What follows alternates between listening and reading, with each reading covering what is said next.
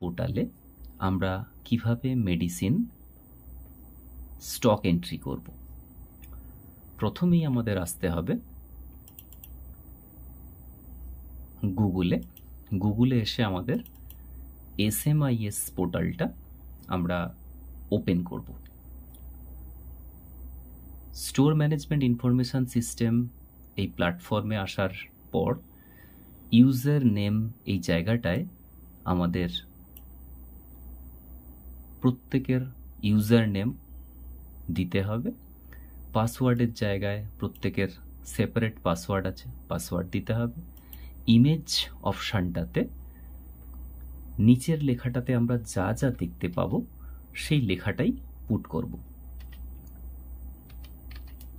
এরপর log in অপশানে click করলেই আমাদের একটা পেজ ওপেন হবে, যে পেজটা স্টোর ম্যানেজমেন্ট ইনফরমেশন সিস্টেমের মূল পেজ। এই পেজে একদম বাম দিকে আমরা দেখতে পাচ্ছি ওপেনিং এন্ট্রি রয়েছে। এই ওপেনিং এন্ট্রি পোর্শনে আমরা কার্সার টাচ করলেই দেখতে পাবো ওপেনিং স্টক লেখাটা। এই ওপেনিং স্টক লেখাটিতেই ক্লিক করলে পুনরায় একটা পেজ ওপেন হবে। এই পেজে একদম ওপরে বাম দিকে রয়েছে ক্যাটাগরি। এই ক্যাটাগরি সিলেক্ট করলে আমরা দেখতে পাবো অনেকগুলো অপশান রয়েছে। যেহেতু আমরা হোমিওপ্যাথি ঔষধ নিয়ে কাজ করব, তাই আমরা হোমিওপ্যাথি ড্রাগ সিলেক্ট করব। এরপর আসছি সাব ক্যাটাগরি। এখানে যেহেতু আমরা ঔষধ নিয়ে কাজ করব, মেডিসিন নিয়ে, তাই আমরা ক্যাটালগ সিলেক্ট করব। নেক্সট স্টক ডিটেলস পোর্শনটাতে আমাদের আইটেম নেম আছে। তো এই আইটেম নেমের মধ্যে রয়েছে সিলেক্ট আইটেম কোড। এই সিলেক্ট আইটেম কোড ক্লিক করলেই আমরা রিভার্স অর্ডারে বা ডিসেন্ডিং অর্ডারে অনেকগুলো ঔষধ আছে হোমিওপ্যাথিক আমরা দেখতে পাবো। এই ঔষধগুলোর মধ্যে যে কোনো একটা ঔষধ যদি আমি সিলেক্ট করি, সাপোজ অ্যারালিয়া মাদার টিংচার, তো অ্যারালিয়া মাদার টিংচারটা সিলেক্ট করার সাথে সাথেই আইটেম কোড 471/HD এটা অটো জেনারেট হয়েছে। এরপর accounting UOM, that means unit of measurement 100 ml automatically এসেছে। এবার অ্যারালিয়া মাদার টিংচারের ব্যাচ নাম্বার যদি ধরি 25, তো এই 25 ব্যাচে আমার কতগুলো স্টক আছে, আমি সাপোজ ধরলাম আমার 5টা স্টক আছে, তো 5 বসালাম।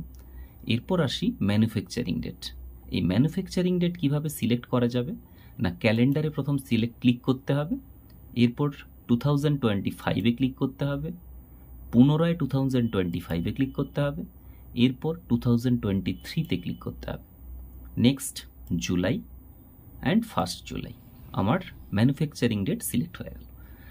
সিমিলারলিভাবে এক্সপায়ারি ডেটে আমরা আসছি, এক্সপায়ারি ডেটে ক্যালেন্ডারে টাচ করব, এরপর 2025-এ ক্লিক করব, নেক্সট 2025-এ ক্লিক করব, এরপর 2028-এ ক্লিক করব, নেক্সট জুন 2028-এর জুনে ক্লিক করব।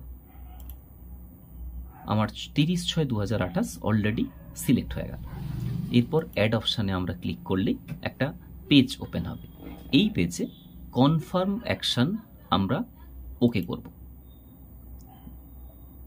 পুনরায় যদি অ্যারালিয়ার মাদার টিংচারের আর কোনো ব্যাচে ওষুধ থেকে থাকে, ধরুন 45 ব্যাচে আরও 5খানা ঔষধ আছে, আমরা 5 বসালাম। সিমিলারলিভাবে ব্যাচ নাম্বার আমরা সিলেক্ট করলাম 2023 ব্যাচ, জুলাইয়ের 1 তারিখ, এবং 2028 সালের জুনে তার এক্সপায়ারি, তাই আমরা জুন 30 জুন সিলেক্ট করলাম, করে অ্যাড করলাম। নেক্সট কনফার্ম অ্যাকশন ওকে করব। এরপর আমরা দেখতে পাচ্ছি দুটো মেডিসিন আলাদা আলাদা, একই মেডিসিন আলাদা আলাদা ব্যাচে আমাদের এন্ট্রি হয়েছে। যদি আমরা দেখি কোনো ভুল ত্রুটি রয়েছে, তাহলে আমাদের সংশোধন করতে হবে। তার জন্য আমরা এই ডিলিট অপশান থেকে ওই পোর্শনটা ডিলিট করতে পারি।